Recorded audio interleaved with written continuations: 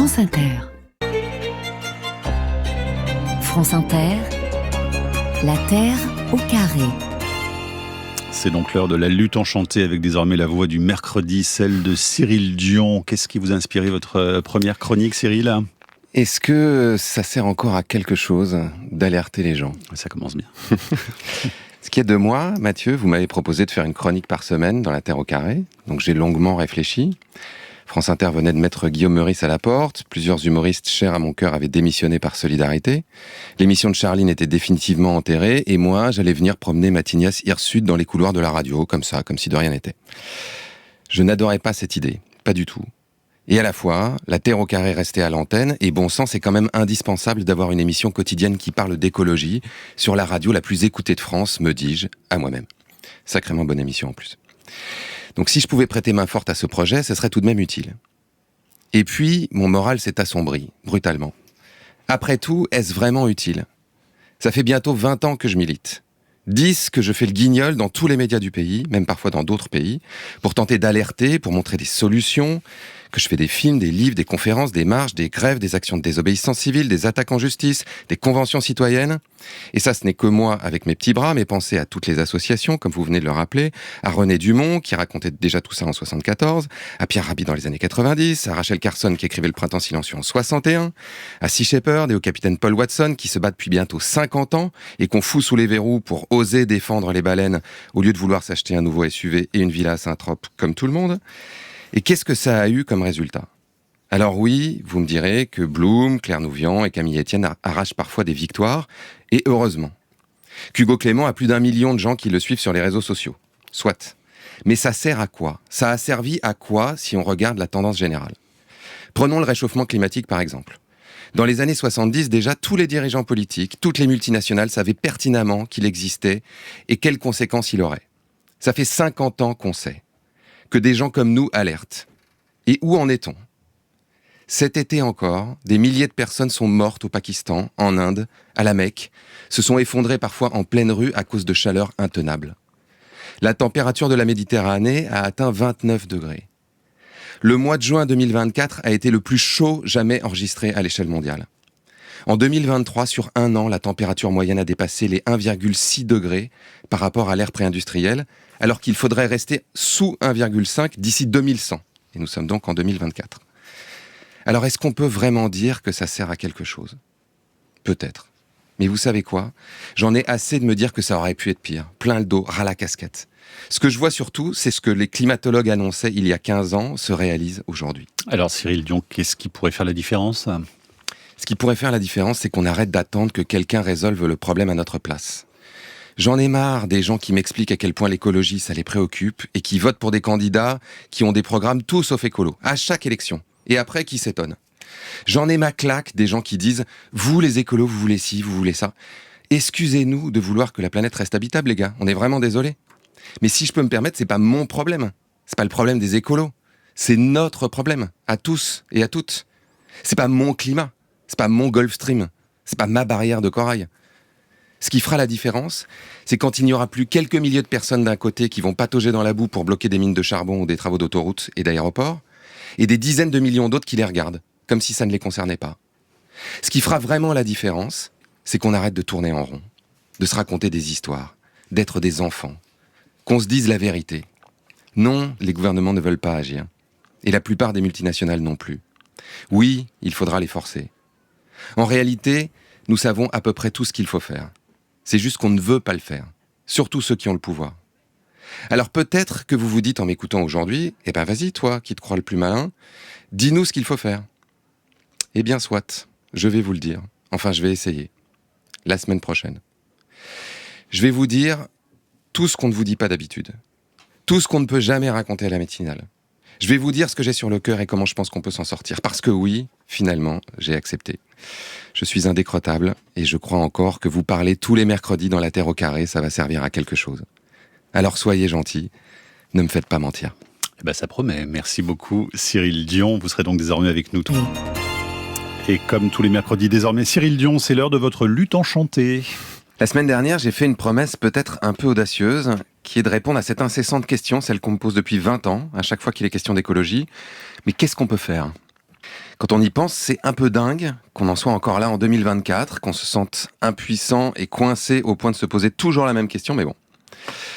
En fait, la réponse est assez simple. En tout cas, je vais tâcher de la formuler de la façon la plus simple possible. Vous trouverez peut-être ça simpliste, caricatural, mais je n'ai que 4 minutes. Mais d'abord, pour se mettre d'accord sur la solution, il faut se mettre d'accord sur le problème. Alors, quel est le problème, Cyril ? Notre problème, celui que nous devons résoudre, c'est de garder cette planète habitable.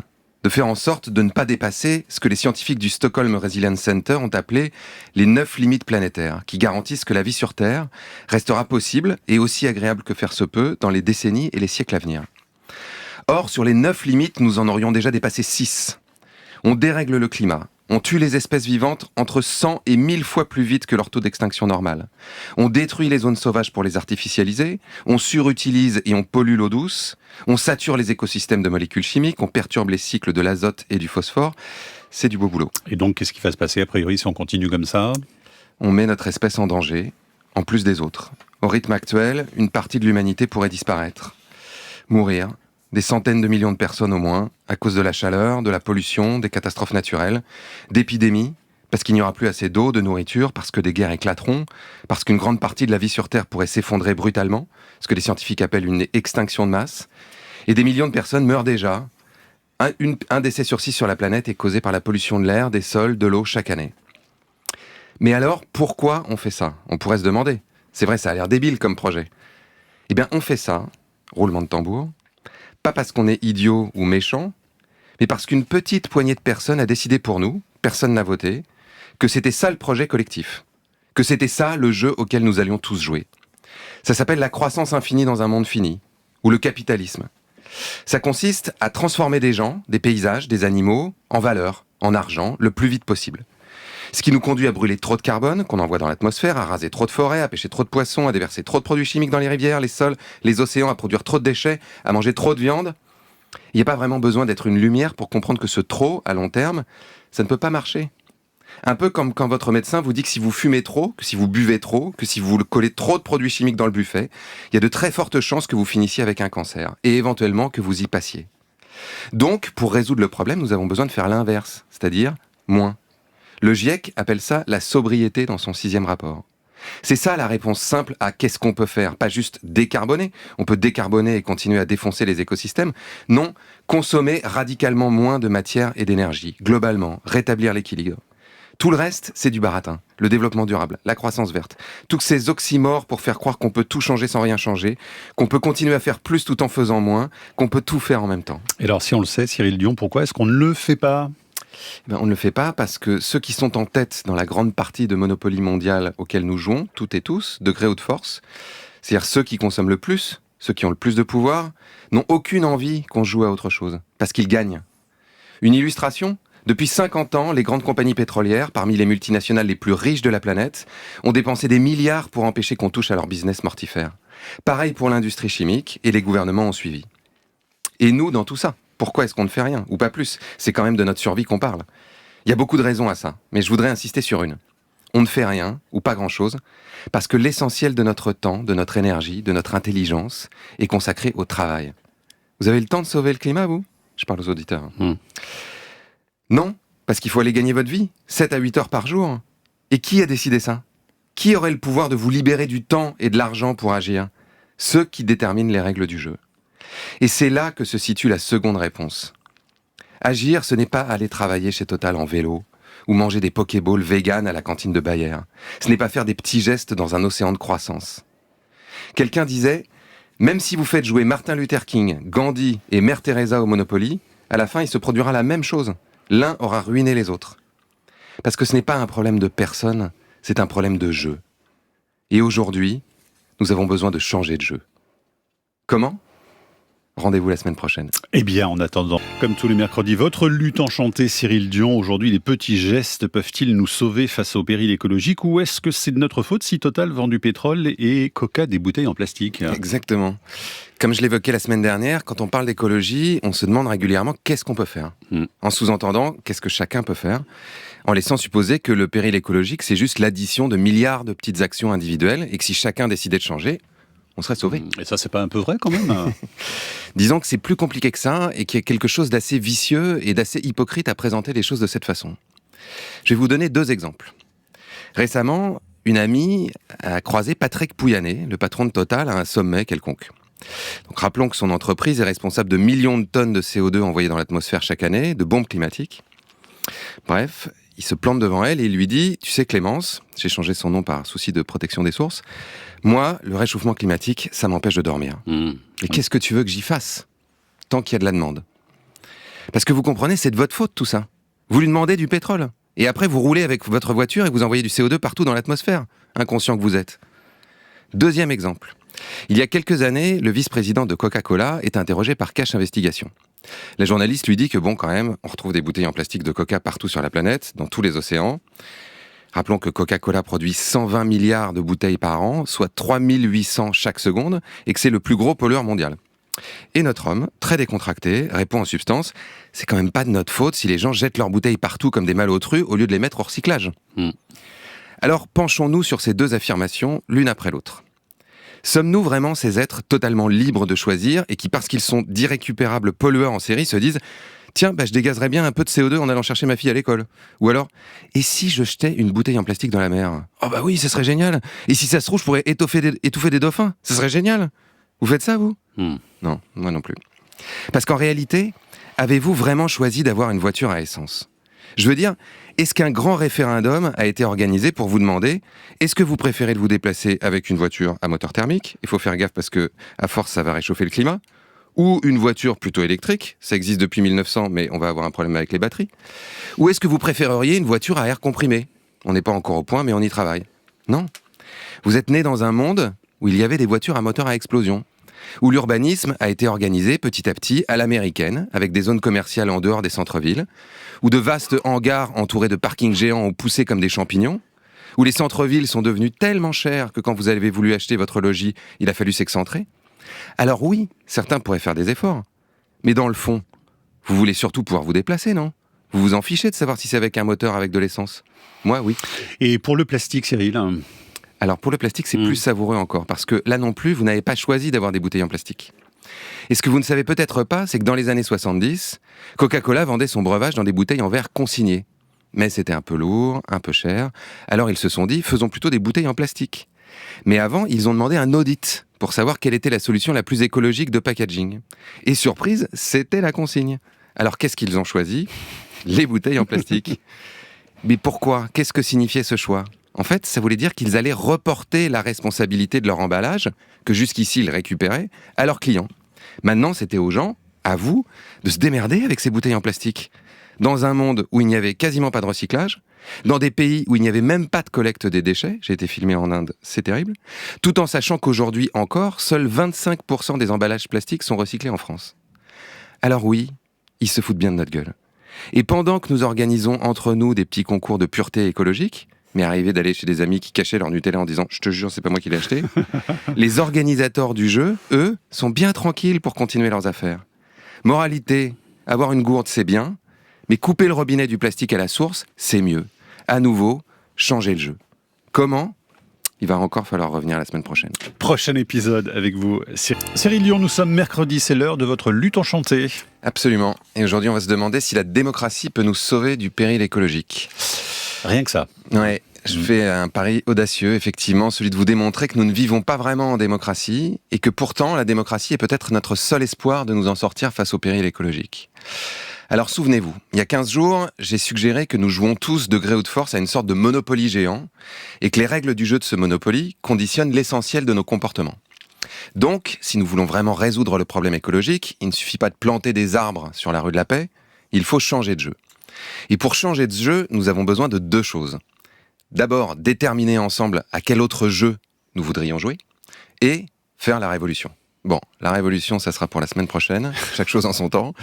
Parlons d'abord du reste, parce que choisir ce qu'on va regarder à la télé, ça n'est déjà pas facile, alors imaginez quand c'est un projet de société. On imagine très bien, oui. A priori, nous avons un outil pour ça qui s'appelle la démocratie, pour décider ensemble, dans le meilleur intérêt de tous, celui du peuple. Démos, kratos, le pouvoir au peuple. Alors, est-ce que ça marche ? Est-ce que les décisions qui engagent notre futur sont le fruit de la volonté, voire même de la sagesse collective ? Quelqu'un veut se risquer dans le studio à une petite réponse ? Merci, non. Eh bien non, sans surprise. Comme l'a notamment montré l'étude désormais célèbre de Gillens and Page, qui cherchait à savoir qui décide dans la démocratie américaine, mais c'est assez semblable dans les autres pays. L'essentiel des décisions publiques sont orientées par la partie la plus riche de l'élite économique et pas par le peuple. Mais qui est donc cette mystérieuse élite économique ? Suspense haletant. Ouais. Si on regarde le classement des 10 compagnies les plus riches de la planète, en termes de chiffre d'affaires, on trouve 5 compagnies pétrolières aux côtés d'Amazon, de Walmart ou d'Apple. Immense surprise. Donc, en résumé, le système dans lequel nous vivons est plutôt une république à tendance oligarchique ou plutocratique, où les décisions des gouvernements sont prises pour satisfaire quelques intérêts privés, souvent financiers, plutôt que l'intérêt général qui serait de maintenir cette planète habitable. Et alors Cyril, comment faire pour que ce ne soient pas les intérêts privés qui décident à notre place ? En permettant aux citoyennes et aux citoyens de participer directement aux décisions. Directement. C'est basique, mais la priorité de beaucoup d'élus, c'est généralement d'être élu ou d'être réélu. La priorité d'un patron de multinationale, c'est généralement de maximiser ses profits et d'écraser la concurrence. C'est rare d'en trouver qui font passer l'intérêt général en premier. Alors que si vous prenez des personnes tirées au sort et que vous leur demandez de trouver ensemble une solution à un problème, elles n'ont souvent rien à gagner pour elles seules. Donc, elles se mettent naturellement au service du bien commun. C'est magique. Et alors, ça marche ? Je parle à un expert. Je vous sens sceptique. Le plus fou, c'est que oui, ça marche. On a des dizaines d'exemples. Quand on donne à des gens du temps et des ressources pour réfléchir à un problème, et qu'on les fait délibérer avec d'autres personnes qui ne pensent pas comme eux, qui représentent différentes sensibilités, ils parviennent presque systématiquement à des solutions plus radicales que les élus. L'un des premiers à avoir démontré ça, c'est James Fishkin, qui dirige le laboratoire de démocratie délibérative de Stanford. En 1996, au Texas, il a mis sur pied des sondages délibératifs. Ça consiste à tirer des gens au sort, à qui il a demandé quelle source d'énergie il préférerait utiliser pour l'avenir, au Texas, je rappelle. Puis, il les a fait rencontrer des experts du sujet, et il les a fait délibérer entre eux. Et surprise, les réponses ont changé. Le premier sondage faisait la part belle au pétrole, puisque nous étions au Texas, alors que le second montrait une large majorité pour les renouvelables. Les contribuables étaient même prêts à payer plus cher pour sortir des énergies fossiles. Résultat, le Texas est aujourd'hui le premier État américain producteur d'énergie renouvelable.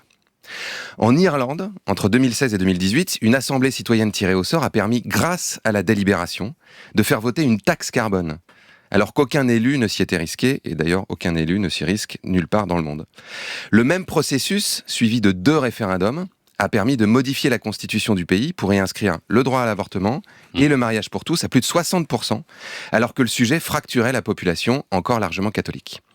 En France, en 2019, vous me voyez venir, on y arrive. Les 150 personnes tirées au sort de la Convention citoyenne pour le climat ont élaboré un plan climatique pour la France infiniment plus ambitieux que toutes les mesures de tous les gouvernements confondus ces 30 dernières années.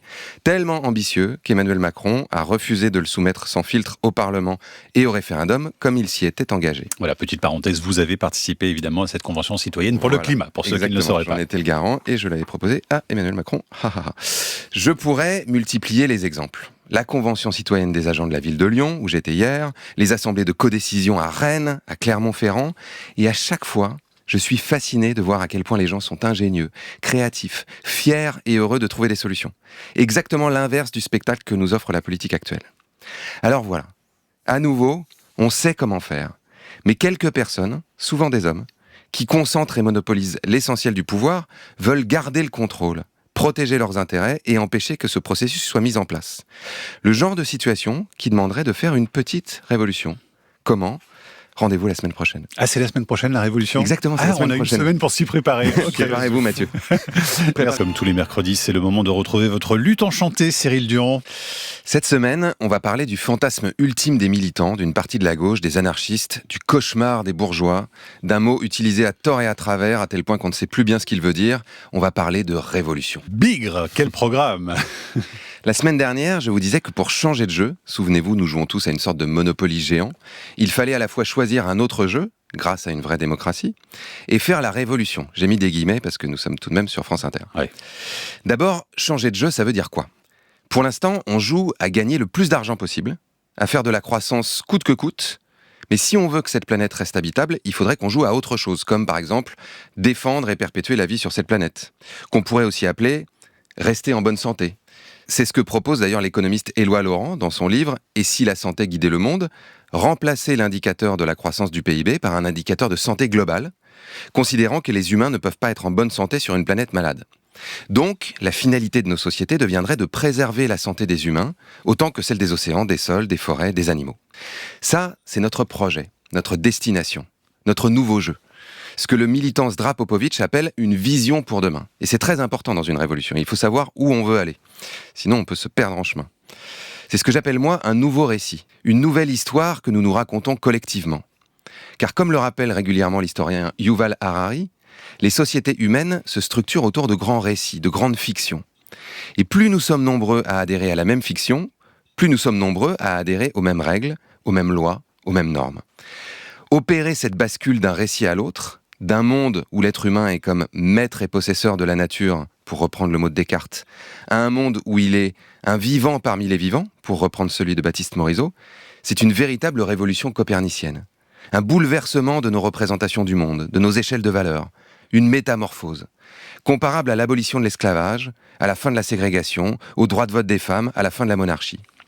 Mais comment y parvenir ? Ben oui, on aimerait bien le savoir. C'est ça toute la question. On peut commencer par se demander quels ont été les ingrédients de ces bascules anciennes, pour réfléchir à quoi faire dans le présent. Alors, c'est quoi les ingrédients justement, Cyril ? Quels ont été ces ingrédients ? Eh bien, dans chacune des situations que je viens d'évoquer, 3 ingrédients entraient en conjonction.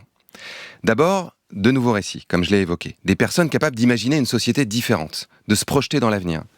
Typiquement, Martin Luther King, quand il lance son « I had a dream », lorsqu'il dit « Je rêve d'un monde dans lequel mes 4 petits-enfants ne seraient pas jugés à la couleur de leur peau, mais à la teneur de leur caractère », il est déjà dans le futur. Il pointe un horizon, capable de mobiliser des foules et leur désir de changement.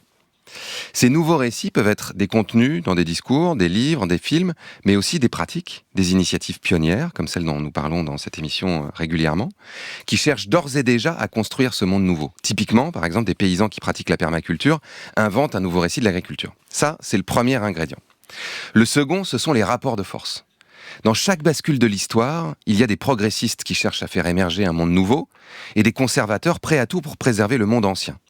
Ceux dont je vous parlais la semaine dernière, par exemple, qui cherchent à protéger leur intérêt coûte que coûte dans l'industrie pétrolière, chimique, etc. Or, les tenants du pouvoir ne lâchent jamais de leur plein gré. Qu'il s'agisse de la Révolution française, de la lutte pour les droits civiques ou pour la fin de l'esclavage, à chaque fois, un flanc modéré qui organise des marches, des pétitions, des grèves de la faim, des actions de désobéissance civile, et un flanc plus radical qui organise de l'action directe, des sabotages, des émeutes, sont partis à l'assaut du pouvoir. Ces rapports de force peuvent avoir lieu sur le terrain politique, en tâchant de défendre des idées et de se faire élire, sur le terrain judiciaire, en attaquant en justice, dans la rue, mais doivent être organisés pour atteindre des objectifs stratégiques et faire tomber ce que Popovic appelle les piliers du pouvoir. Ça, c'est le second ingrédient. Et alors le troisième, Cyril ? Le troisième vient agir comme un catalyseur des 2 premiers. C'est la circonstance historique qui précipite les changements, comme en chimie. Par exemple, dans le cas du droit de vote des femmes en Angleterre, des personnes ont été capables d'imaginer un monde où femmes et hommes auraient les mêmes droits civiques, le récit donc. Les suffragettes ont engagé des rapports de force, très musclés, incendier des boîtes aux lettres, casser des vitrines, aller se battre avec la police. Mais c'est la Première Guerre mondiale, donc la circonstance historique, qui a tout précipité, quand les femmes ont remplacé les hommes partis ou morts sur le front. Engager une révolution aujourd'hui, c'est donc imaginer un monde post-croissance, où notre économie serait régénératrice et respecterait les limites planétaires, et commencer à le faire exister à travers des initiatives pionnières. Mais c'est aussi engager un rapport de force puissant avec les entreprises fossiles, les gouvernements, les banques, et tous ceux qui mettent en péril la vie sur cette planète. Tout en sachant qu'une circonstance historique va accélérer le processus, le changement climatique. Comment chacun et chacune de nous peut participer à cette révolution ? Vous le saurez la semaine prochaine. Merci beaucoup Cyril Dion, et d'ici là... Cyril Dion, nous sommes mercredi, c'est l'heure de votre lutte enchantée, et aujourd'hui vous allez nous dire comment participer à la révolution. Rien que ça, modestement. Ouais. Sous un gouvernement qui emprisonne injustement, c'est en prison que l'homme juste est à sa place. C'est une citation d'Henry David Thoreau dans son célèbre opuscule « La désobéissance civile ». La semaine dernière, je vous ai promis de vous dire comment chacun peut participer à la révolution, et l'actualité de la semaine me donne un très beau cas pratique. Le 27 septembre, Phoebe Plummer et Anna Holland, les 2 militantes de Just Stop Oil qui avaient aspergé de soupe la vitre qui protège les tournesols de Van Gogh, ont écopé respectivement de 2 ans et 20 mois de prison ferme. 26 membres de Just Stop Oil sont désormais sous les barreaux anglais, dont certains condamnés à 4 et 5 ans de prison pour avoir participé à une réunion Zoom qui organisait le blocage d'une autoroute. Des condamnations qui ont beaucoup choqué, Cyril. Effectivement, car si vous êtes une personne normalement constituée, vous pourriez vous dire 2 ans de prison ferme pour de la soupe sur une vitre, 2 ans de prison ferme pour de la soupe sur une vitre, 4 ans pour avoir voulu bloquer une autoroute, pour avoir voulu dénoncer le fait que les gouvernements ne font rien ou presque face au réchauffement climatique qui met en danger des milliards de personnes. Pendant qu'on décerne des médailles à ceux qui continuent à nous faire rôtir, hashtag Légion d'honneur, hashtag Patrick Pouyanné, pendant que des milliers d'hommes qui ont violé des femmes, des enfants n'ont jamais vu la porte du centre pénitentiaire, pendant que des responsables politiques qui ont détourné des millions d'euros de fonds publics ne se sont contentés d'un bracelet électronique ou d'un non-lieu, ou pendant que le même juge qui a condamné Phoebe et Anna a également condamné un pédophile reconnu coupable d'agression sexuelle sur mineur à 1 an de prison avec sursis. Judge Eyre, puisque c'est son nom, Van Gogh vous vomirez sans doute. Vous rirez au nez, sûrement. Parce que faire mine de sacraliser une représentation de la nature tandis qu'on s'applique à détruire l'original, c'est tout de même le comble de la décadence. Van Gogh écrivait lui-même à son frère Théo, « Ce n'est pas le langage des peintres, mais le langage de la nature que chacun devrait écouter. » Mais vous vous foutez sans doute bien de Van Gogh. Ce n'est pas la question. La question, c'est de faire des exemples, de juguler la mutinerie.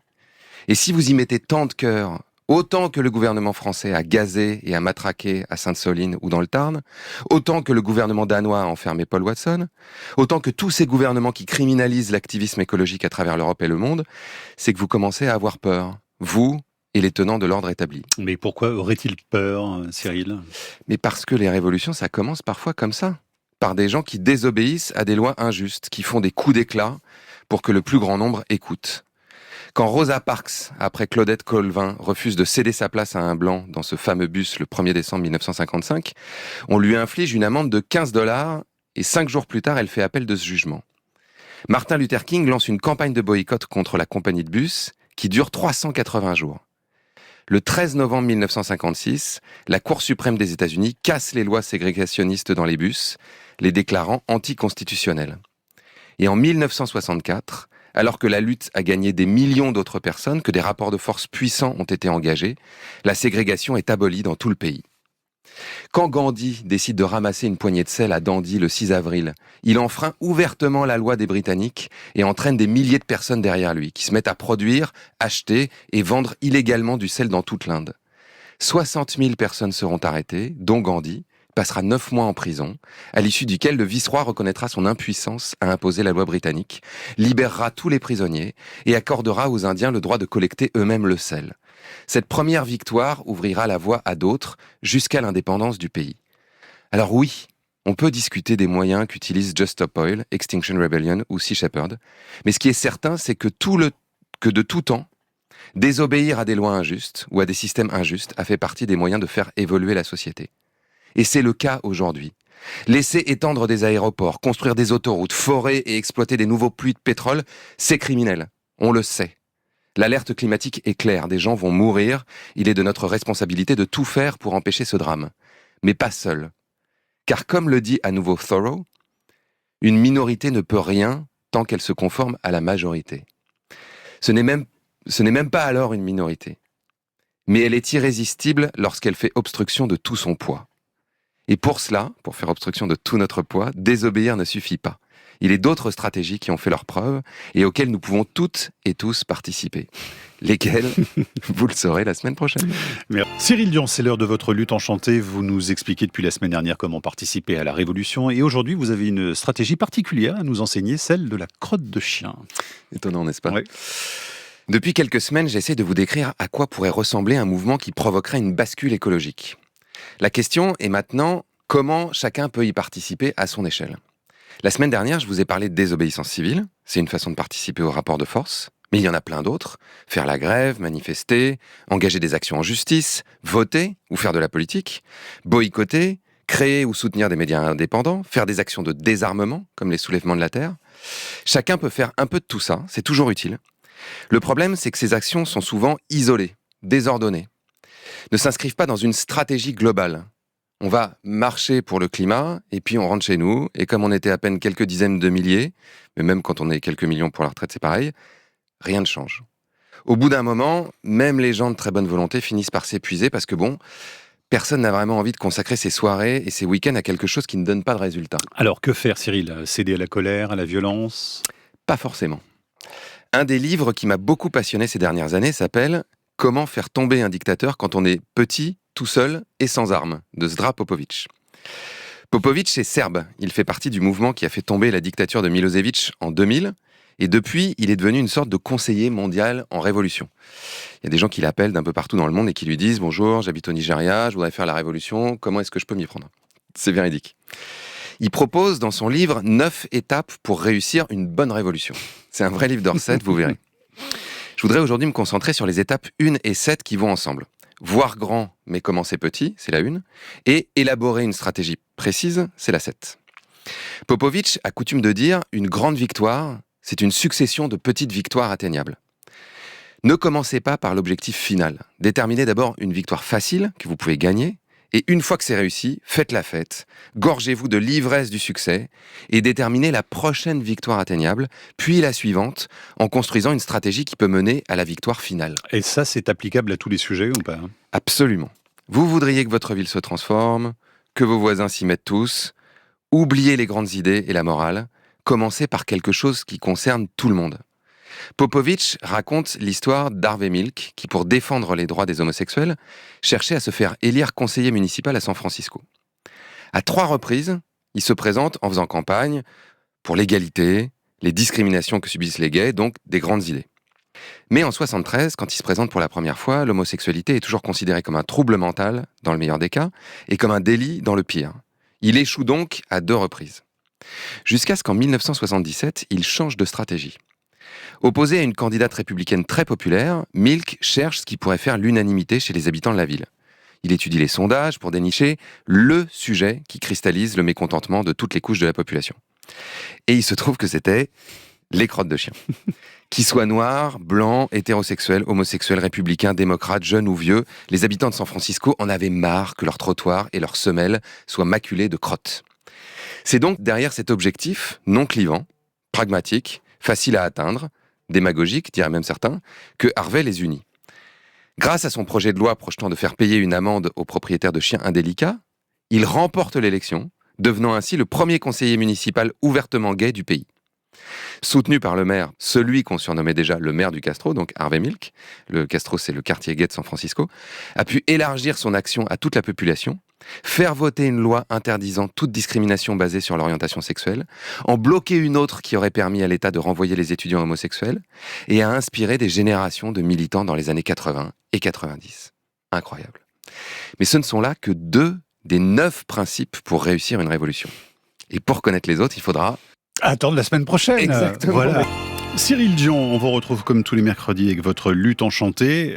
Petit coup de mou cette semaine et atelier pratique. Qu'est-ce qui se passe alors? Oui, un petit coup de mou parce que c'est la première fois que je dois écrire une chronique toutes les semaines, que je dois me creuser la tête, et il se trouve que là, j'ai eu comme un doute. À l'origine, je me disais, je vais leur parler de la coalition pour l'océan. C'est important, ça. Il y a une grosse mobilisation au Parlement européen aujourd'hui, organisée par Bloom. Et puis, ça sera l'occasion de mettre en pratique ce que je leur raconte depuis des semaines sur les rapports de force. Et puis, lundi, je me suis levé, j'ai regardé Instagram, Twitter, j'ai écouté la radio, j'ai lu un peu les journaux et je me suis dit, mais comment veux-tu être un tout petit peu audible au milieu de tout ce bordel ? C'est vrai, il y en a dans tous les sens. J'ai ouvert mon feed sur Instagram. Donc, si vous êtes vieux, c'est le fil des... J'ai pas dit comme vous, Mathieu.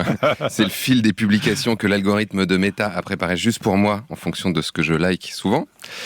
Et j'ai récolté l'enfer des saumons sauvages, 18 civils tués dans un bombardement au Liban, quelques nouvelles des violeurs de Gisèle Pellicot, c'est vrai que j'avais vraiment envie de ça, l'étude du WWF qui montre que 73% des populations de vertébrés sauvages ont été éradiquées depuis 1970, et Maud Bréjon qui annonce une nouvelle loi immigration pour début 2025. J'étais ravi, refait. J'étais surtout prêt à me recoucher, en fait. Ouais, oui, ça sent vraiment le gros coup de blues, Cyril. Bah oui, parce que c'est vrai. Est-ce qu'on mesure à quel point ce déferlement continu d'infos nous rend tristes, maussades, anxieux et désemparés ? Est-ce que vous vous rendez compte de ce qu'on s'inflige ? On ouvre les yeux, on a à peine eu le temps de s'extirper d'un lit tout chaud qui ne demandait qu'à nous garder encore un peu. On se tient à moitié nu et désemparé dans cette cuisine ou cette salle de bain, un t-shirt informe sur le dos. On vous voit bien, là, c'est pour la belle image. Nos corps tout chancelants à l'idée qu'il va falloir recommencer une journée, mobiliser le peu de courage qu'il nous reste pour se jeter dans le métro, dans la voiture ou s'élancer sur nos vélos, un petit crachin dans les yeux, parce qu'on habite à Paris, et déjà, toute la misère du monde nous tombe dessus. Je suis sûr qu'il y a des études là-dessus, des trucs très sérieux, avec des chiffres qui montrent à quel point ça nous fait du mal. Et ben vous savez quoi ? J'avais même pas envie de les chercher.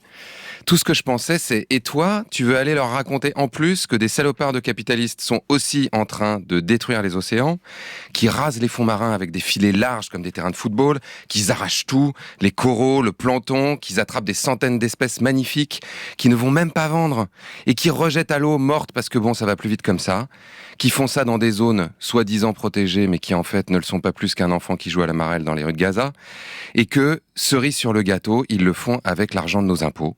Ceux que Michel Barnier veut augmenter pour combler le déficit, qui justement a été creusé par les 10 salopards. Suivez un peu, faites un effort. Bon, est-ce que je vais leur dire ça ? Et aussi que l'océan n'a jamais été aussi chaud, pollué et dévasté par les pêches industrielles, que les courants océaniques qui dictent la régulation du climat risquent de s'effondrer, que les canicules marines explosent, que les baleines meurent de faim. Bon, ça me paraissait douteux comme projet, mais voilà, trop tard, je l'ai dit. Tant pis pour vous. Ouais, sympa pour ceux qui trouvent l'émission un peu anxiogène. Hein, Cyril. Merci beaucoup. Et je veux encore vous dire 2 choses. Alors, on vous écoute. D'abord, que Bloom a besoin de vous. Je vous regarde. Pour faire une toute petite action, minuscule. L'association Bloom. Hein. Mais qui pourrait aider à faire la différence. Exactement, l'association Bloom. Ils veulent forcer l'Union européenne à signer une charte en 15 points qui protège les océans, en prévision d'un sommet mondial qui se tiendra en France dans 8 mois. Mais pour que ça marche, il faut qu'on soit des millions derrière eux. C'est une des stratégies de Popovic dont je vous parlais la semaine dernière, la force du nombre. Face à la brutalité, à la violence, à la puissance de ces compagnies, il ne nous reste que le nombre. Et pour avoir le nombre, il faut la non-violence. Alors, allez signer la lettre que Bloom adresse à Alexandra van der Leyen et tenez-vous prêts pour la suite. Vous pouvez y aller sur le site de Bloom, vous allez trouver la pétition. Ensuite, deuxième chose, prenez soin de vous. Personne ne le fera à votre place. Vous avez peut-être des coups de mou comme moi. Coupez les réseaux sociaux aussi souvent que possible. Passez du temps à faire ce qui vous fait du bien, un maximum de temps, à lire de la poésie, à marcher dans la nature, à avoir des discussions intimes avec vos proches, à faire la fête, à faire l'amour. La vie est courte, chaque instant est précieux et on ne peut pas lutter si on est au fond du trou. Ah, et encore une chose. L'algorithme de Meta a aussi compris que j'aimais les Beatles. Alors, j'ai eu droit à des vidéos de l'anniversaire de John Lennon, ça c'est bien. Le 9 octobre, il aurait eu 84 ans, avec tous ces gens qui chantaient ensemble. Et ça m'a fait du bien.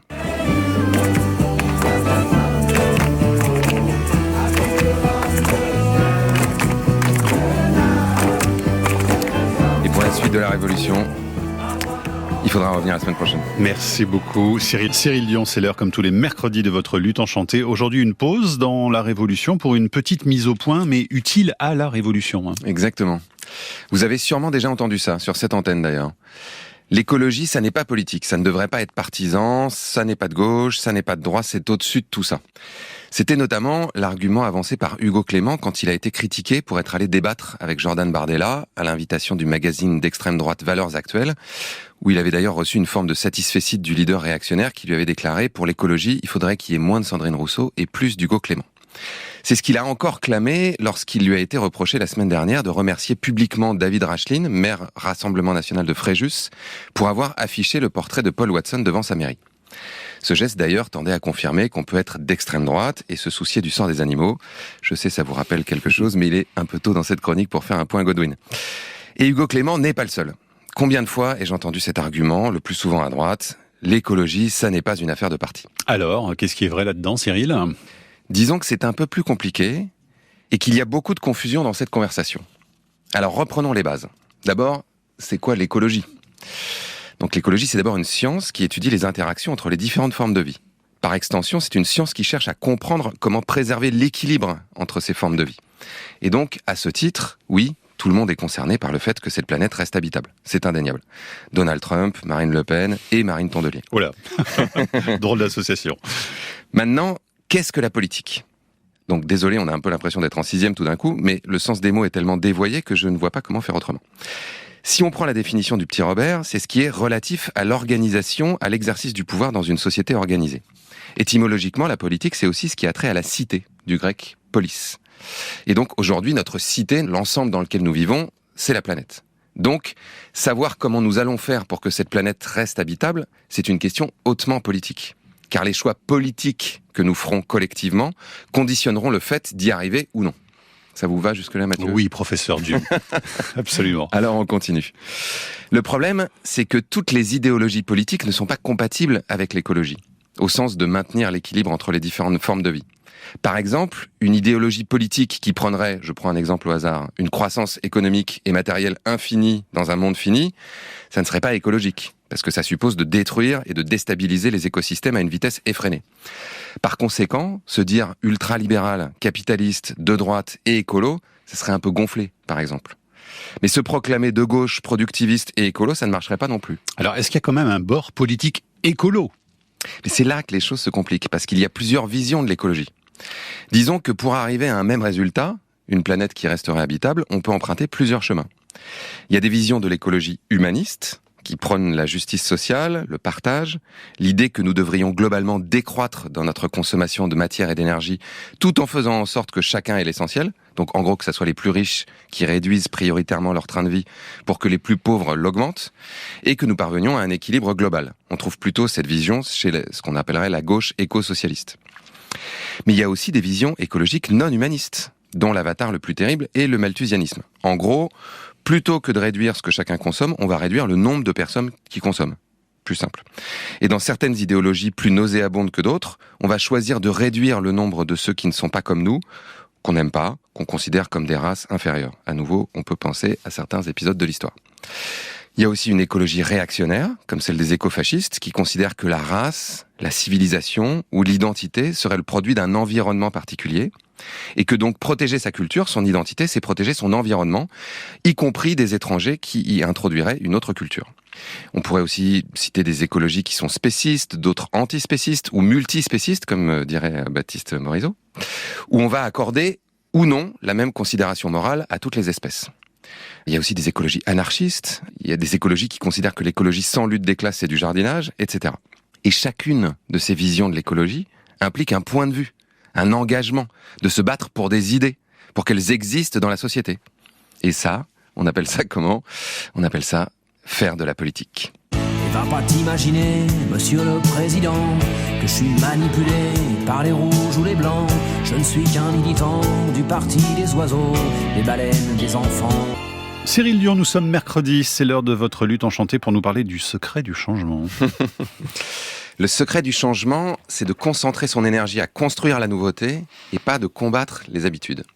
C'est une phrase de l'Institut des futurs souhaitables qui m'a inspiré cette semaine pour poursuivre le fil de cette chronique et expliquer mais pourquoi tout le monde s'en fout, parce que quand même tout le monde s'en fout, mais aussi comment faire pour que tout le monde arrête de s'en foutre. Vaste programme quand même, hein.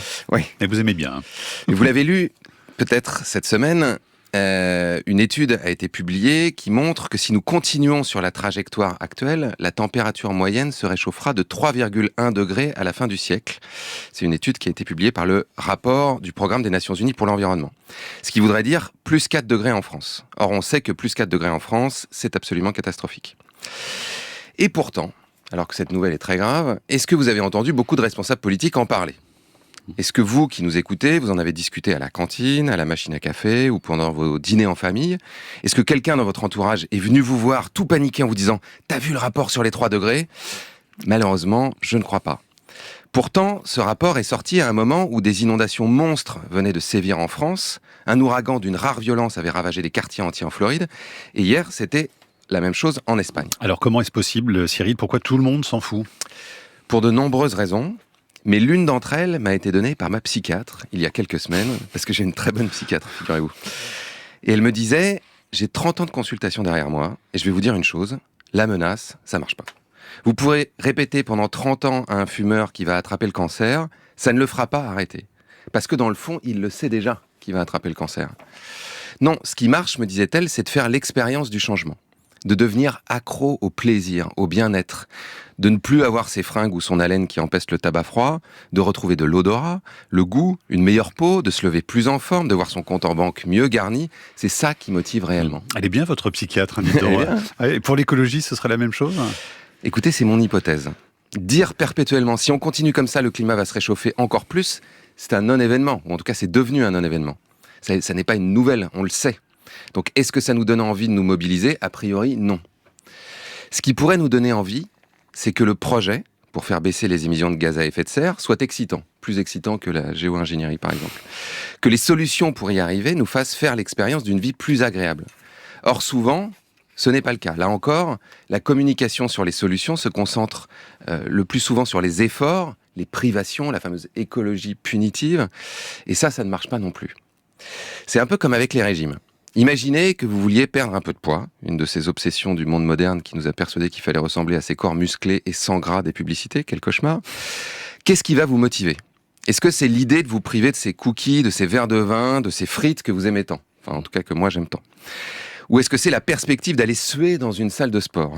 C'est pas sûr. Non. Ce qui va vous motiver, c'est sans doute le bien-être que vous allez ressentir en digérant mieux, en ayant moins mal au ventre, le plaisir de rentrer dans ces vêtements que vous ne portiez plus et qui soudain vous vont bien, sans compter les endorphines, une autre drogue assez puissante. Bref, vous m'avez compris, nous les humains, nous avons besoin d'expérimenter les choses et d'y trouver du sens, du plaisir, de la satisfaction pour agir. Souvent, il est aussi nécessaire de nous y aider un peu en nous contraignant. C'est ce qui s'est passé par exemple avec le vélo à Copenhague. Quand la ville a décidé de supprimer des places de parking en série, de construire des pistes cyclables, une grande partie des habitants a râlé, protesté, manifesté. Et puis, ils ont fait l'expérience du vélo. C'est plus agréable, c'est moins cher, c'est plus rapide, ça fait faire de l'exercice. Ils ont aussi expérimenté la baisse de la circulation, du bruit, de la pollution de l'air, les zones sans voiture. Et 10 ans plus tard, à Copenhague, 4 personnes sur 5 vont au travail en vélo et personne ne voudrait revenir en arrière. Alors voilà. Ceci s'adresse à nous toutes et tous qui parlons d'écologie. Peut-être avons-nous besoin de passer moins de temps à rabâcher la catastrophe, même si c'est utile, et plus de temps à construire ce monde nouveau auquel nous aspirons si fort. Un monde où on ne mangerait plus de plastique, ni de pesticides, où on respire un air pur.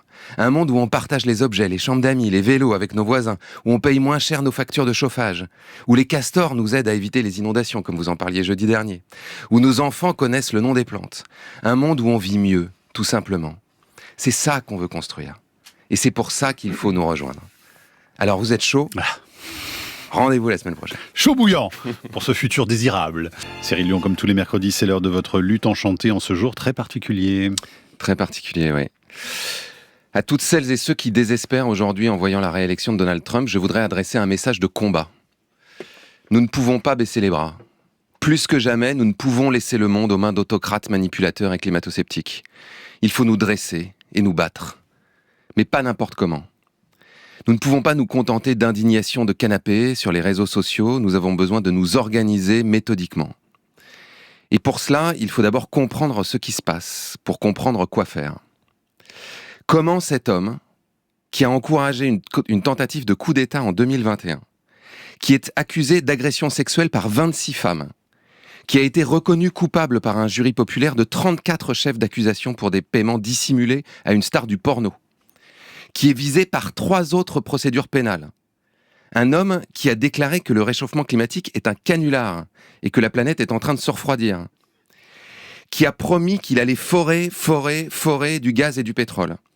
Qui est considéré comme un fasciste par son propre ancien chef de cabinet, le général John Kelly, ou par l'historien spécialiste de l'extrême droite Robert Paxton, a pu être à nouveau élu président des États-Unis. Pourquoi tant de leaders d'extrême droite émergent partout, se font élire souvent, et menacent de plonger l'humanité dans un chaos écologique, antidémocratique et masculiniste ? Est-ce que vous avez des pistes, Cyril Dion, pour répondre à cette question ? Malheureusement, oui. Pour moi, 3 éléments méritent de retenir notre attention. D'abord, la faillite démocratique, ou l'envie de tout faire péter. Ça a été déjà maintes fois évoqué. Aux États-Unis comme ailleurs, un nombre grandissant de personnes n'en peuvent plus. Ont le sentiment qu'elles n'ont pas voix au chapitre, que leur vie est de plus en plus difficile, tandis que les prix montent, que les guerres reprennent, que les catastrophes climatiques se multiplient. ont le sentiment que leurs élus leur mentent depuis des décennies ou ne tiennent pas leurs promesses, ce qui n'est pas toujours une impression. Ils ressentent un sentiment mêlé d'envie de renverser la table et de besoin de protection, qui partout favorise des figures autoritaires, populistes, qui se disent capables de résoudre tous leurs problèmes. Alors peut-être me direz-vous, mais c'est faux, ils ne pourront pas résoudre tous leurs problèmes. Oui, sauf que nous ne vivons plus dans un monde de faits. C'est le deuxième élément. Trump a ouvert la voie à ce qu'il appelle les faits alternatifs. Il a appliqué à la lettre le conseil de son mentor, Roy Cohn, vous pouvez aller voir ça dans le très bon film The Apprentice. La vérité n'existe pas, la vérité c'est ce que tu dis. Cette dimension performative du langage, je l'ai dit, donc c'est vrai, est en train d'inonder un monde qui n'a pourtant jamais eu autant de possibilités de sourcer les informations. Des mensonges éhontés sont propagés, amplifiés par les bulles de filtre des réseaux sociaux, par des vidéos ou des photos créées grâce à l'intelligence artificielle pour manipuler les votes. Des leaders politiques n'ont plus aucune honte à transformer la réalité à leur guise dans les médias. La séquence entre Éric Ciotti et Patrick Cohen sur C'est à vous récemment en était un exemple ahurissant. Dans ce contexte, peut-on encore parler de démocratie ? Car tout ceci, malheureusement, n'est pas un hasard, et c'est le troisième élément. C'est la conséquence d'une stratégie qui remonte à loin. Depuis le début des années 80, une bataille culturelle fait rage. Des sommes astronomiques ont été investies par des milliardaires libertariens pour former des nouveaux leaders dans tous les domaines, bâtir des empires médiatiques, inonder par tous les canaux possibles l'espace politique, les médias, de leurs messages conservateurs, climato-sceptiques, sexistes, racistes et surtout simplistes. Et le résultat est là. Dans un nombre grandissant de pays, on assiste à l'avènement de ce que l'historien Jean-Baptiste Fressoz appelle le carbofascisme, l'alliance entre les intérêts de l'extrême droite et des industriels des énergies fossiles. Donc face à un constat pareil, qui est quand même vraiment très réjouissant, si nous voulons avoir une chance de préserver les droits des femmes, des personnes LGBTQIA+, des étrangers, nos conquis sociaux, nos libertés fondamentales, et faire que cette planète reste habitable, il va falloir, comme je l'ai plusieurs fois évoqué ici, construire des stratégies et aussi être efficace. Il ne va pas suffire de croire que nous avons raison et que ceux qui nous écoutent vont se rendre à l'évidence parce que des scientifiques l'ont prouvé. Ça ne marche pas comme ça. Les électeurs de Trump sont persuadés qu'ils ont raison eux aussi et que nous sommes une bande d'illuminés manipulés par la secte wokiste. Non, il va falloir faire mieux.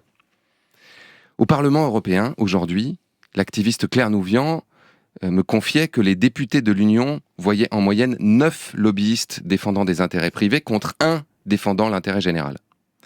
Dans l'espace médiatique, les progressistes, soit les écolos ou les féministes, passent parfois plus de temps à se déchirer entre eux, #Clément Sénéchal, qu'à s'allier pour structurer des messages clés, des éléments de langage, et les diffuser par tous les canaux possibles. Les écologistes que nous sommes ont pour le moment échoué à mobiliser largement, à faire comprendre aux plus fragiles et à l'essentiel de la population que l'écologie, ça parle de leur vie de tous les jours. Ça parle de leurs factures, ça parle de leur santé, ça parle de leur pouvoir d'achat, de leur alimentation, de leur bonheur. Que se battre pour vivre mieux, c'est se battre pour un monde plus écolo. Donc c'est à ces tâches-là que nous devons nous atteler dès aujourd'hui, avant que le monde ne sombre plus avant. L'avenir nous appelle, il a besoin de nous. Avec aujourd'hui mercredi la lutte enchantée de Cyril Dion. Et Cyril, aujourd'hui vous nous avez promis un coup de gueule. Absolument. Des centaines de morts à Valence suite aux inondations dramatiques qui ont ravagé la ville. Des scènes de désolation. Des familles qui ont tout perdu. Des milliards d'euros de dégâts. Rendez-vous compte, la région demande 31,4 milliards d'aides au gouvernement espagnol pour reconstruire les logements, racheter les véhicules, etc. 30 milliards, c'est plus que le budget annuel total de la région. Combien faudra-t-il de morts, de catastrophes, pour que nous nous réveillions collectivement ? Pour que nous cessions d'accepter l'inacceptable dans une sorte de léthargie molle. Parce que l'ampleur de ces inondations ne vient pas de nulle part. Le lien est avéré, établi avec le réchauffement climatique. Oui, mais qui l'a dit ? Et surtout, qui l'a entendu ? Est-ce que vous imaginez quelle réaction auraient eu les chaînes d'information continues, les responsables politiques, si une attaque terroriste avait fait plusieurs centaines de morts ? Pour mémoire, la tuerie abjecte du Bataclan a fait 130 victimes. Celle contre Charlie Hebdo, 12. Oui, mais me direz-vous, ça n'avait rien à voir. Nous étions attaqués. Certes. Et dans ce cas précis, celui des attentats, il était facile de désigner un ennemi, un assaillant, de mobiliser l'émotion populaire, de construire un récit martelé des centaines de fois dans tous les médias pendant des jours et des jours, qui disait que notre liberté d'expression, notre mode de vie, était menacé par de dangereux radicaux islamistes. Des fous de Dieu prêts à tuer de sang-froid. Donc nous devions nous défendre, nous unir derrière nos représentants politiques. Partout dans le monde, des pays ont hissé des drapeaux français, illuminé leurs bâtiments à nos couleurs, et 4 millions de personnes sont descendues dans les rues de France, dont moi, pour manifester leur colère, leur solidarité avec les victimes et leurs proches, leur attachement à une presse libre, à des valeurs de tolérance et de laïcité. Et pour Valence, Cyril ? Et pour Valence, rien. Ou presque. Alors pourquoi ? Est-ce que les morts du Bataclan méritent davantage de considération ? Non. Mais dans ce cas, celui des inondations, un autre récit est à l'œuvre. C'est une catastrophe naturelle. Voilà, c'est naturel. C'est la faute à pas de chance.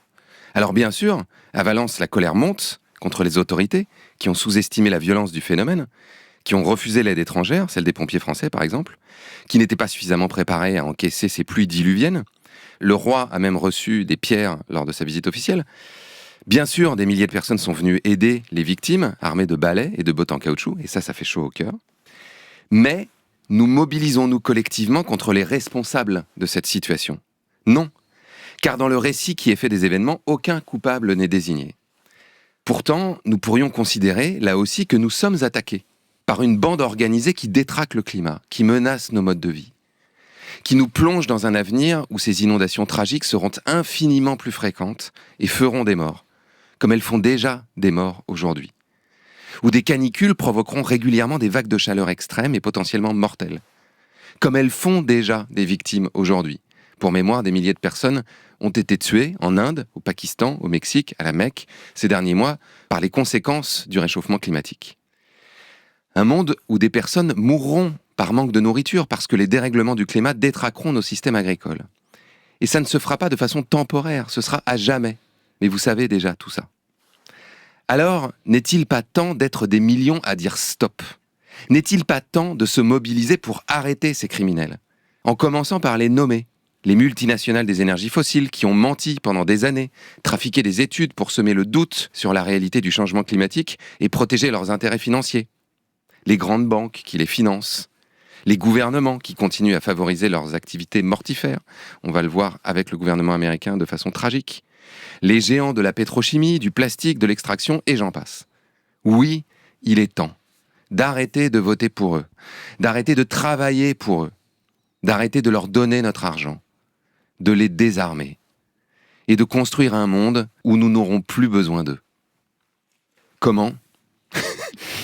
Vous le Il saurez faut revenir la semaine prochaine. Merci beaucoup Cyril. Cyril Dion, dans votre lutte enchantée aujourd'hui, gagnez la bataille écologique dans les urnes, part 1. En cette saison merveilleuse, où nous avons vécu 2 beaux moments électoraux, les législatives françaises et la réélection de Donald Trump, on va parler d'un sujet grave, comment faire gagner l'écologie dans les urnes, enfin. C'est une chronique en 3 épisodes. Donc un nouveau feuilleton, Cyril, c'est ça ? Oui, je sais pas faire court, vous commencez à me connaître. Ça râle déjà à côté. C'est long, c'est trop long. Alors, si vous suivez un peu les élections, vous vous êtes peut-être déjà rendu compte que les écologistes gagnent assez rarement.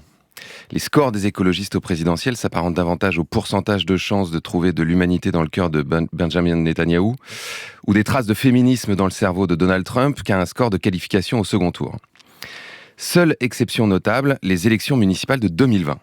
Le Monde écrivait alors « Rarement dans l'histoire politique moderne, une formation aura effectué une percée aussi spectaculaire que celle des écologistes lors des municipales de 2020. » Des maires et mairesses écolos sont élus à Lyon, à Bordeaux, à Marseille, ça a changé depuis, Grenoble, Strasbourg, Tours, Poitiers, Annecy, Besançon, Colombes. Dans les plus grandes villes du pays, les écologistes sont directement au pouvoir ou font partie de la majorité municipale. Une sorte de petit tremblement de terre, auquel on peut ajouter un très bon 13,5% aux européennes de 2019. Alors qu'est-ce qui s'est passé Cyril ? Pourquoi tout d'un coup les gens ont voté pour l'écologie et quels enseignements on peut en tirer ? C'est vraiment le truc qu'on se demande. Qu'est-ce qui s'est passé ? Pourquoi les gens ont fait ça ? C'est ça. D'abord, on peut se dire qu'entre 2018 et 2020, on n'a jamais autant parlé d'écologie dans les médias. Souvenez-vous, en août 2018, Nicolas Hulot démissionne du gouvernement. Dès septembre, de grandes marches pour le climat sont organisées. En octobre, 2 mouvements naissent en Angleterre et en France. Extinction Rebellion et Friday for Future de Greta Thunberg, et en Suède. Des adolescents déferlent dans la plupart des grandes villes du monde pour demander à leurs leaders d'agir. En décembre, la pétition de l'affaire du siècle, le procès de l'État pour inaction climatique, réunit 2,3 millions de signatures. C'est la plus grosse mobilisation en ligne de tous les temps en France. Et en 2019, le pays subit une canicule historique et les incendies et sécheresses qui vont avec. Le record absolu de température, qui n'a toujours pas été battu, de 46 degrés, est enregistré dans l'Hérault le 28 juin. En 2019, se lance aussi la Convention citoyenne pour le climat, mais surtout, le premier tour des législatives se déroule en pleine pandémie du Covid-19. Et le second, 3 mois plus tard, après 2 confinements. Alors là, comme par hasard, l'écologie gagne. Comme par hasard. Alléluia. Car dans notre système de démocratie représentative, très imparfait, on en a déjà parlé, où on vote bien souvent sans vraiment savoir quels sont les programmes, mais plutôt sur des impressions, des coups de cœur, des coups de gueule, des coups de sang, la conversation médiatique influence immensément le vote. Pourquoi croyez-vous que Vincent Bolloré s'est acheté son petit empire ? Pour que du matin au soir, les idées d'extrême droite passent à la télé, à la radio, dans les journaux, et là aussi ça marche. Donc, pour que les gens votent pour l'écologie, il faut que les médias parlent d'écologie, beaucoup, souvent et intelligemment, comme dans La Terre au carré ou comme dans Vert. Or, ces derniers temps, ça n'est plus vraiment le cas.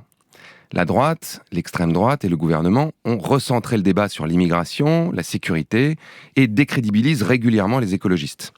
Les écologistes seraient devenus dangereux, radicaux, khmer vert, pastèques, ça veut dire vert dehors mais rouge à l'intérieur, et même éco-terroristes. Il y a quelques années, les écolos étaient seulement emmerdants, moralisateurs, idéalistes, rêveurs. Mais dans les 2 cas, on peut se dire que c'est difficile d'avoir envie de voter pour des gens qu'on passe son temps à démolir. Mais alors, comment ils ont fait en 2020 exactement ? En 2020, le récit que les candidates et candidats écolos proposaient était proche des gens, de leur quotidien. C'est le propre des municipales, vous me direz. Et ce coup-là, ça tombait à pic. Les habitants de ces grandes villes, qui subissent le bruit, la pollution, la chaleur extrême en été, qui avaient peur pour leur santé à cause du Covid, ont voté pour que leur vie de tous les jours s'améliore, qu'on les protège. Et puis, ces maires sont arrivés avec des propositions alléchantes. Plus d'arbres, moins de voitures, plus de pistes cyclables, des quartiers piétons, plus agréables à vivre, plus de transports en commun, lutter contre la pollution chimique. Et c'est précisément ça que les écologistes ont encore du mal à faire entendre à l'échelle nationale. Un récit positif, constructif, vaste, qui donne le sentiment aux gens que leur vie sera meilleure, qu'ils seront plus en sécurité, qu'il y aura plus de justice sociale. Alors, la semaine prochaine, je vous prépare une surprise. Ah bon ? Je vais m'essayer à un discours politique écolo qui ferait envie, genre parce que c'est notre projet. Ah, oh là. Cyril Dion, c'est l'heure de votre lutte enchantée. La semaine dernière, vous nous avez fait une promesse. Effectivement, je vous ai promis de m'amuser à un petit exercice de politique fiction. Quel discours aimerais-je qu'un ou une candidate aux élections puisse tenir pour faire face au péril écologique ? Qu'est-ce que je voudrais qu'il ou elle me dise ? Alors, est-ce que vous êtes prêts ? Ah oui. Bon, alors c'est parti.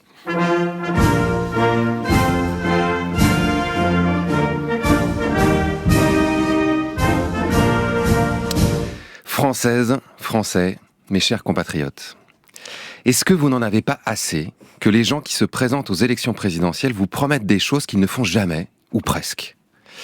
Moi qui vote depuis longtemps, j'en ai marre, mais alors marre ! Donc, je vais commencer par surtout ne rien vous promettre et par vous parler franchement. Je n'ai aucune envie d'être là. Je n'ai aucune envie d'être élu. C'est un boulot de merde où on se fait engueuler toute la journée. Et franchement, je ne vois pas comment réussir à nous sortir du pétrin dans lequel nous sommes. Mais puisque personne ne le fait, il faut bien essayer. Alors voilà. La situation est grave. Plus grave qu'elle ne l'a jamais été. En réalité, jamais l'humanité n'a eu à relever un défi pareil, même pendant les guerres mondiales. Notre climat se réchauffe plus vite et plus fort que ce que beaucoup d'entre vous imaginent. Et c'est irréversible. Vous voyez comme moi les canicules, les inondations, les sécheresses, les incendies, les morts. Et ce n'est que le début. Depuis 50 ans, notre espèce a éradiqué une grande partie des animaux sauvages, des insectes. Nous avons saturé les océans, les rivières, les sols, l'air et même nos corps de plastique et de polluants chimiques. Je ne vais pas vous abrutir de chiffres ou de détails terrifiants, il y a des livres pour ça. Mais je veux juste que vous entendiez une chose. Si nous continuons dans cette direction, l'immense majorité des scientifiques qui étudient ces questions sont clairs. Quand vos enfants auront votre âge, une bonne partie de cette planète, notre planète, la seule que nous ayons, sera devenue inhabitable. La plupart des dirigeants du monde savent pertinemment ce que je viens de vous dire. Mais ils ne vous l'avoueront jamais publiquement. Parce qu'ils ont peur de ne pas être élus ou réélus, parce qu'ils préféreront toujours vous dire que tout ira bien, qu'ils s'occuperont de tout, parce qu'ils protègent les intérêts de très grandes entreprises qui continuent à gagner beaucoup d'argent en polluant, en réchauffant le climat et en détruisant le monde sauvage. Parce que les dirigeants de ces grandes entreprises leur permettent souvent d'accéder au pouvoir et de le garder. Et puis, il y a une autre raison. Dans le fond, personne ne sait vraiment comment résoudre le problème. On sait ce qu'il faut faire, mais on ne sait pas comment le faire. Dans un système où, pour être élu, il faut essayer de faire plaisir à tout le monde, ou au moins de ne fâcher personne. C'est très compliqué de prendre des décisions aussi radicales et parfois aussi impopulaires. Surtout si celui qui arrive après vous peut tout détricoter. Alors, si vous m'élisez, je vous propose une autre méthode. Choisir comment résoudre les problèmes tous ensemble, grâce à des assemblées citoyennes tirées au sort, des délibérations, des référendums. Nous prendrons le temps de faire collectivement le constat de la situation et d'élaborer ensemble des solutions qui sont justes pour toutes et pour tous. Il n'y aura qu'une seule contrainte, tenir l'objectif. La science nous dit que nous devons réduire de plus de 60% nos émissions de gaz à effet de serre d'ici 2030. Réensauvager 30% de notre territoire. Arrêter les pollutions chimiques et plastiques.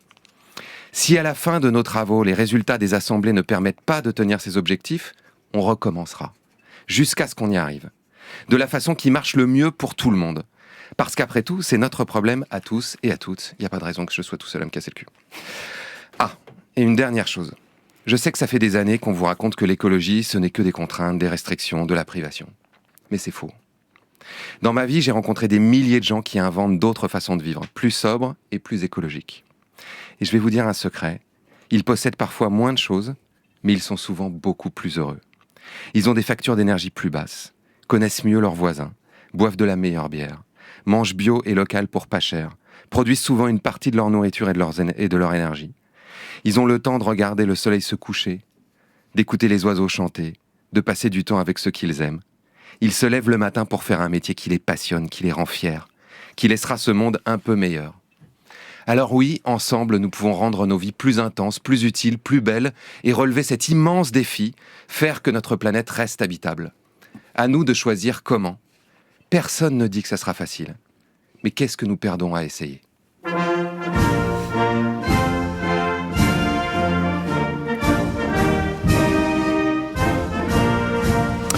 Voilà Cyril Dion qui vient donc officiellement de se lancer dans la campagne pour la présidentielle de 2027. On n'attendait pas. En direct sur France Inter, c'est quand même quelque chose. Hein. On a eu la démission de Nicolas Hulot et on a l'annonce de Cyril Dion. Ne commencez pas à propager ce genre de rumeurs, ça pourrait aller très loin. Il se lance dans la campagne. Cyril Dion, c'est l'heure de votre lutte enchantée. Exactement. Dans un épisode précédent, je vous ai parlé de ce livre que j'aime beaucoup et que je crois que vous aimez aussi beaucoup maintenant, Mathieu. Comment faire tomber un dictateur quand on est seul, tout petit et sans armes, de Zdra Popovic, ou en anglais Blueprint for Revolution, qui est donc, comme son nom l'indique, un manuel pour faire la révolution. Ouais, et je confirme, il faut absolument le lire. Ouais.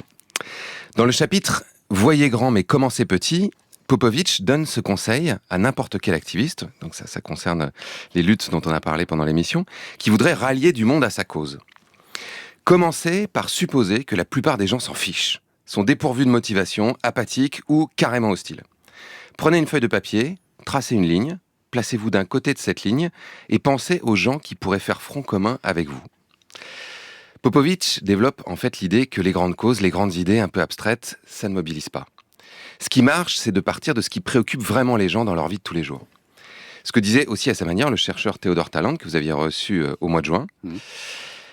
Et en suivant cette logique, on pourrait donc se dire que pour que les gens votent pour l'écologie, peut-être qu'il faut ne pas parler d'écologie, mais plutôt de tout ce qu'une société plus écologique nous apporterait. Faire comme M. Jourdain, de l'écologie sans le savoir, donc, hein, Cyril. C'est exactement ça. Par exemple, puisqu'on nous répète tout le temps que ce qui préoccupe le plus les Français, c'est la sécurité, dans toutes ses dimensions, sécurité financière, sanitaire, criminalité, on pourrait construire un discours écologique totalement axé sur être plus en sécurité. Ça ressemblerait à « Les Français sont inquiets. Et moi, je veux que chaque Française et chaque Français aille se coucher chaque soir en se disant que demain, il sera plus en sécurité qu'aujourd'hui. » C'est beau. C'est beaucoup trop réaliste. Je veux que chaque parent soit certain qu'aucun produit chimique dangereux ne se retrouvera dans la nourriture de ses enfants, dans sa poêle ou dans son gel douche. C'est beau, Cyril Dion. Donc, nous allons interdire les molécules qui ont été identifiées comme perturbateurs endocriniens, cancérigènes, et engager une vaste politique de soutien à l'agriculture biologique. Vous imaginez un peu ? Je veux que chaque Française et chaque Français soit sûr de pouvoir payer sa facture d'énergie chaque mois. Donc, nous allons la faire baisser radicalement en lançant une grande politique d'isolation des logements et d'économie d'énergie. Parce que l'énergie la moins chère, c'est celle qu'on ne consomme pas, comme tout le monde le sait. Et puis, nous ne pouvons plus dépendre du gaz russe et du pétrole américain. Nous allons produire notre énergie localement, sur chaque territoire. Une énergie renouvelable, parce qu'à la fin du mois, une fois que vous avez installé les panneaux solaires ou les éoliennes, le soleil n'envoie pas de facture, le vent n'envoie pas de facture, les rivières n'envoient pas de facture. Parce qu'il faut des punchlines aussi. Quoi d'autre, Cyril ? Je veux que chaque Française et chaque Français puisse manger à sa faim et les meilleurs produits de nos beaux terroirs. Et bim, on reprend ça à l'extrême droite. Dans ce monde de plus en plus incertain, où des guerres éclatent, où des sécheresses sévissent, être plus en sécurité, c'est être plus autonome. Nous allons donc lancer un vaste plan pour que des millions de petites fermes bio s'installent partout dans le pays et favoriser les circuits courts du producteur au consommateur pour que les Français payent moins et que les agriculteurs gagnent plus. Ça ressemble beaucoup quand même. En faisant tout cela, nous allons créer plusieurs centaines de milliers d'emplois très qualifiés, non délocalisables. Parce que je veux que chaque Française et chaque Français ait un emploi qu'il aime, un emploi qui dure, qui ne sera pas remplacé par un robot ou par quelqu'un à l'autre bout du monde. Bref, vous avez compris l'idée, je pourrais continuer comme ça sur presque tous les sujets. C'est un peu pénible à la fois ce ton. En fait, tout dépend de la façon dont les choses sont présentées, par les politiques mais aussi par les médias. En fait, tout dépend du récit. Parce que finalement, assurer la sécurité des Français, c'est quoi ?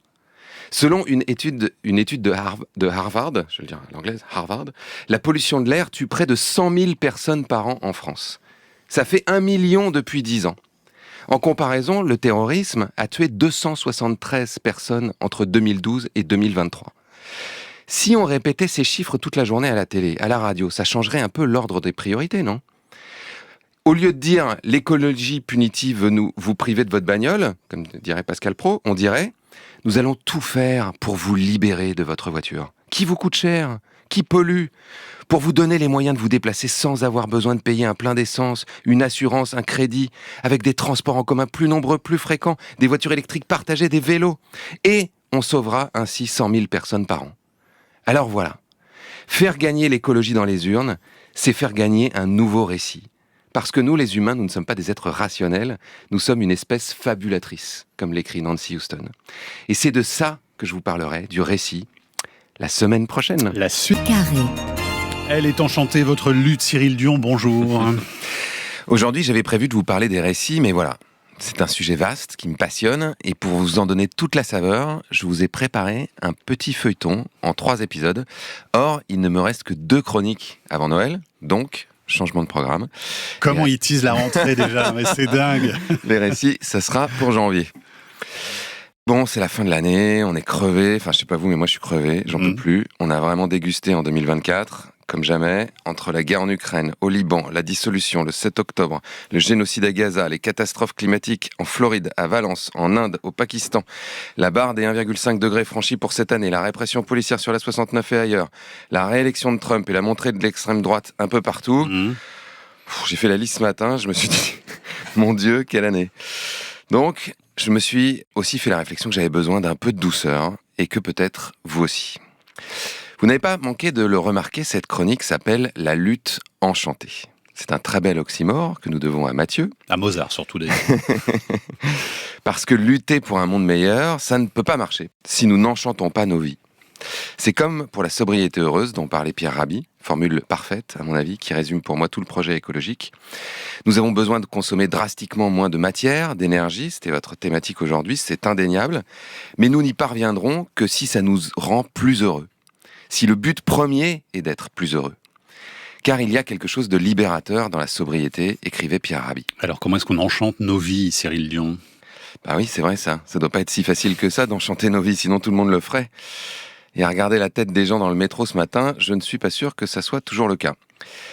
Avec mon complice et ami Sébastien Hogg, nous avons créé un spectacle qui s'appelle Résistance poétique, parce que justement nous croyons que réenchanter nos vies et résister passe par la poésie, à tous les sens du terme.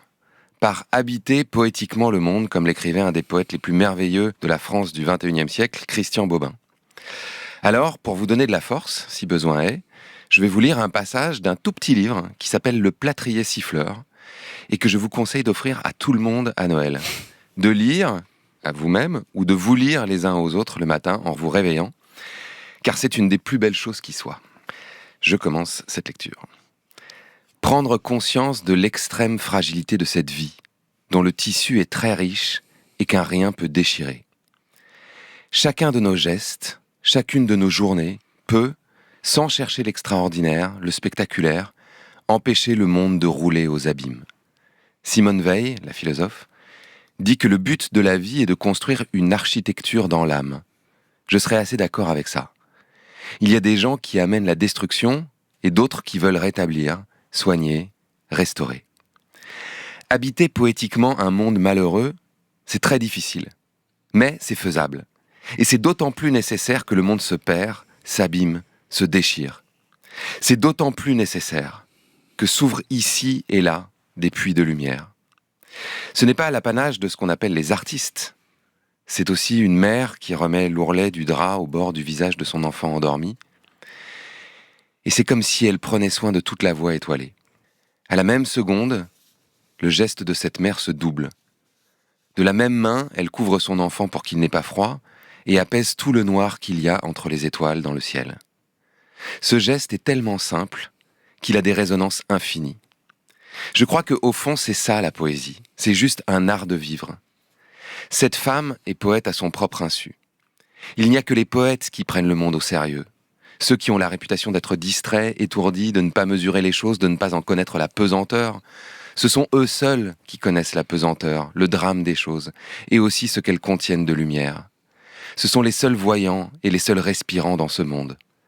Je parle d'une petite tribu dispersée qui n'est pas faite que de gens qui écrivent ou qui peignent, esthètes ou artistes. Il s'agit juste d'une manière humaine d'habiter le monde. Parce que dire habiter poétiquement le monde ou habiter humainement le monde, au fond, c'est la même chose. Et donc, c'est un extrait du Plâtrier siffleur. Exactement. Christian Bobin. Christian Bobin. Voilà, on peut trouver ce livre. Et puis, je renvoie également Cyril sur vos résistances poétiques avec Sébastien Haug, qui fait l'objet d'ailleurs d'un spectacle, vous le disiez, mais aussi d'un livre et d'un disque. Quand est-ce que vous jouez d'ailleurs prochainement ? Vous avez une date en tête ou pas ? On a fini notre tournée, là. On a fait une quarantaine de dates, mais on va rejouer au printemps. Après. D'ici là, vous avez des chroniques à faire pour France Inter, ça tombe très bien. À la semaine prochaine, Cyril. Merci. À la semaine prochaine.